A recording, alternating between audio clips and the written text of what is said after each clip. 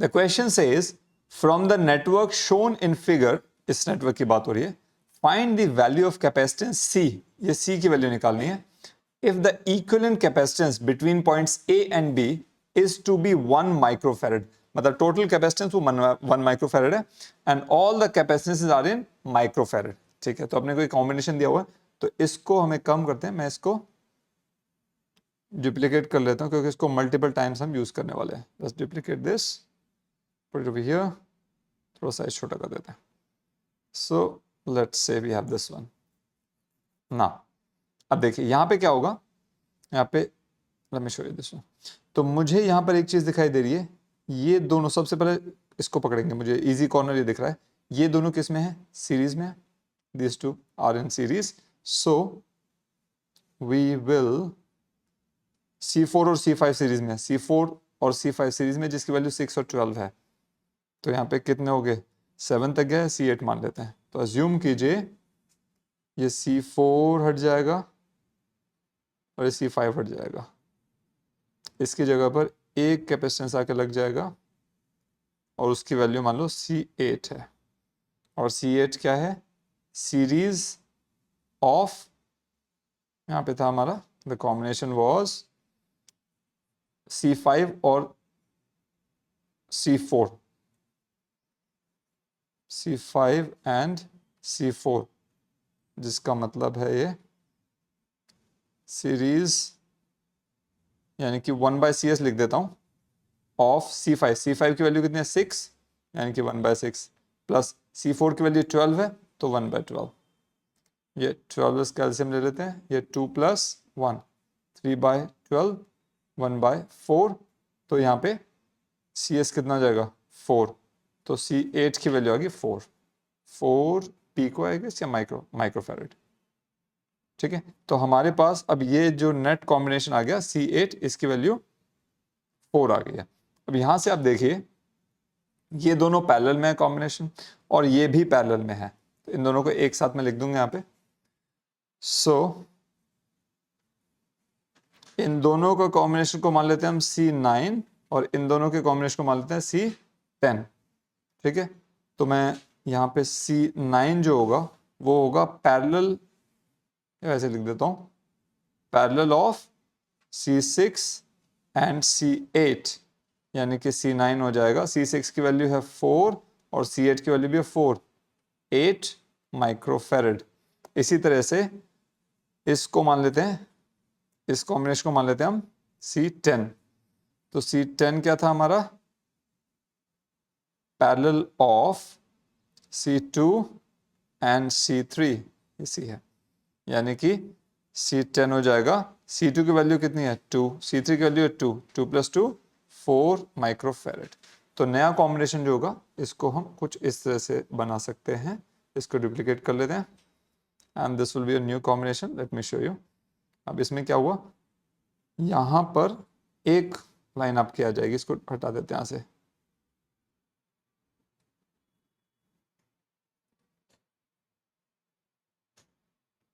तो आपके पास एक यहां पे आ गया, ये था हमारा C9 जिसकी वैल्यू थी 8, और एक आ गया यहां पर, ये था आपका C10 और इसकी वैल्यू है 4। अब यहां से देखिए इट्स क्लियरली विजिबल, ये दोनों अगेन सीरीज में है और ये दोनों कैपेसिटर भी सीरीज में है, तो इसको हम मान लेते हैं C11 और यहाँ पे इसकी कॉम्बिनेशन को C12 मान लेते हैं। जब आप एग्जाम में करेंगे तो इससे ये अलग अलग जो मैं नाम दे करके करना आपके लिए बहुत ईजी हो जाता है सॉल्व करना क्वेश्चन को।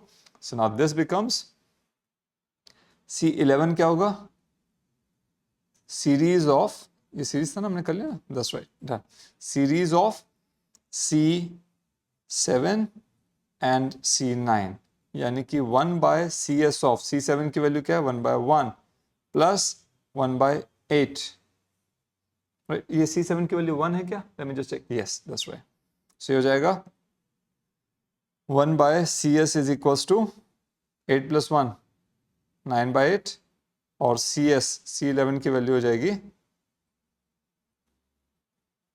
Is equals to how much, 8/9 microfarad.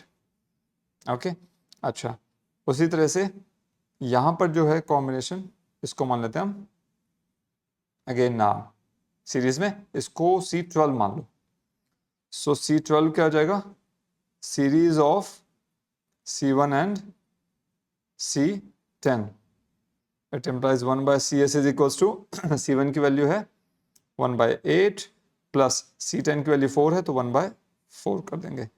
ये 8 LCM आ जाएगा, 1 + 2 दैट इज 3/8, तो CS हो जाएगा 8/3 माइक्रोफेरेड, इसकी वैल्यू हो जाएगी C12।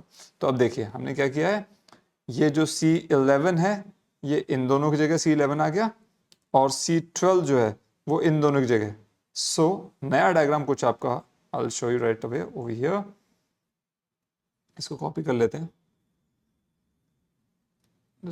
Duplicate and let me put it over here.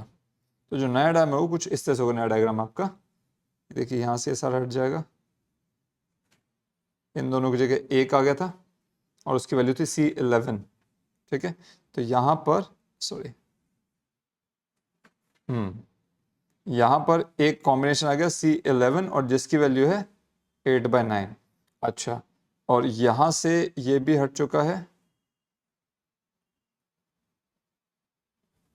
ठीक है, जिसकी वैल्यू आपकी आई है, you copied this one right, yes that was C12। ये रहा, ये C12 है आपका, दिस, इसको यहाँ पे डाल दीजिए C12 और इसकी वैल्यू है 8/3। अब यहाँ से एक चीज़ क्लियर आपको दिख रहा है, ये दोनों पैरेलल में है। देखिए इस तरह से दोनों प्लेट्स आपस में कनेक्टेड हैं इनकी, ठीक है, दोनों पैरेलल में C11 और C12। तो इनका एक कॉम्बिनेशन मान लो C13 मान लेते हैं। तो C13 क्या होगा, parallel of C11 and C12। ये क्या हो जाएगा, C13 is equals to 8/3 plus 8/9, LCM 9 आ जाएगा। सो 3 8 are 24 प्लस 8 32/9, C13 हो जाएगा, ठीक है। तो ये जो नया कॉम्बिनेशन होगा आपको कुछ इस तरह से दिखाई देगा, ये पॉइंट A है, यहाँ पे C है और इसके साथ एक लगा हुआ है C13 जिसकी वैल्यू 32/9 है और ये पॉइंट B है। अच्छा, और यहाँ पे वैल्यू C है। अब हमें क्वेश्चन में गिवन है कि A और D के बीच में जो नेट इफेक्टिव अगर आप बात करें दैट वाज 1 माइक्रोफेरेड। ये क्वेश्चन में गिवन है कि A और D के बीच में इक्विवेलेंट कैपेसिटेंस 1 माइक्रोफेरेड होना चाहिए। सो हम क्या करेंगे, इसकी वैल्यू पुट कर देंगे। तो अच्छा, और दूसरी चीज ये दोनों सीरीज में है, ठीक है, ये दोनों। सो ये मान लो C नेट जो हमें गिवन है वो 1 माइक्रोफेरेड है, ठीक है, और C और C13 दोनों सीरीज में है और ये सीरीज का नेट कॉम्बिनेशन इस C नेट के बराबर होना चाहिए। दैट मीन्स, तो पहले इनका सीरीज निकाल लो, 1/CS इज इक्वल टू क्या होगा, 1/C प्लस 1/C13। C13 की वैल्यू क्या थी, 32/9, रेसिप्रोकल हो जाएगा, ये हो जाएगा आपका एक बार दोबारा लिख देता हूँ, C प्लस 9/32। ना प्रोसीडिंग फर्दर, ये हो जाएगा आपका 32C, ये C से C कैंसिल, 32 प्लस में 9C, ये हो जाएगा 1/CS। तो CS हो जाएगा 32C/32 प्लस 9C, ठीक है। Now this CS should be equal to 1, net था, so यानी कि 32C is equal to 32 plus 9C, इधर चला जाएगा। So 32C minus 9C is equal to 32, से हो जाएगा how much, 23C is equals to 32 और C is equals to 32/23, something in microfarad I guess.